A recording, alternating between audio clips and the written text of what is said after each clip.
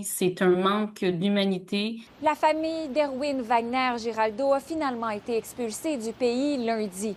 Ceux qui étaient bien établis dans la communauté de Granby ont dû retourner dans leur pays d'origine, la Colombie, et ce, malgré la pression mise par l'équipe de réhabilitation d'Erwin et la députée fédérale de Shefford, Andréane Larouche. Moi, je regardais un peu les heures se dérouler dans la soirée en espérant qu'ils m'envoient un courriel puis faire « Ils nous ont attrapés à l'aéroport et on reste au Canada », mais ça a été le silence radio.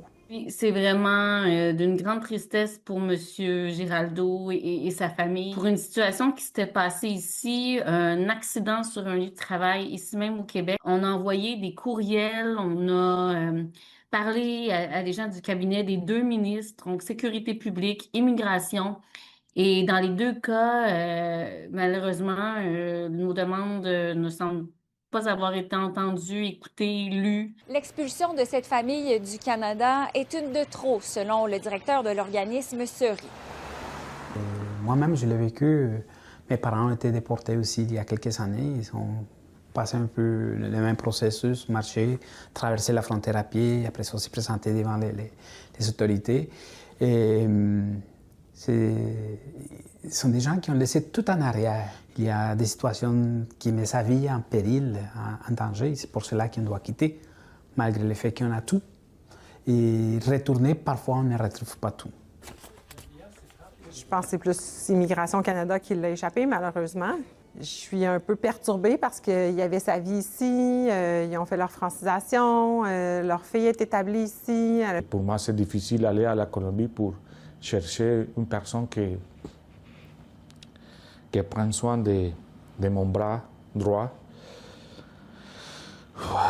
Mon santé, c'est important. Erwin disait toujours, je suis arrivée au Canada avec tous mes morceaux, j'ai eu une évaluation médicale quand je suis arrivée ici, j'étais à 100 %, puis là, il y a un bras qui ne fonctionne pas au complet, puis là, il doit retourner dans son pays pour réussir à travailler. Il faut se rappeler qu'il est frigoriste, alors il travaille dans les plafonds, des gros tuyaux, tout ça, alors il ne pourra pas travailler, il ne pourra pas faire ça, là. Ils auraient pu permettre à M. Giraldo d'être soigné ici pour un accident de travail ici avant de repartir chez lui, s'assurer qu'il soit dans un état de santé qui lui permette après ça d'avoir une vie digne chez lui. Alors, c'est simplement ça qu'on demandait, donc un délai pour qu'il soit traité convenablement.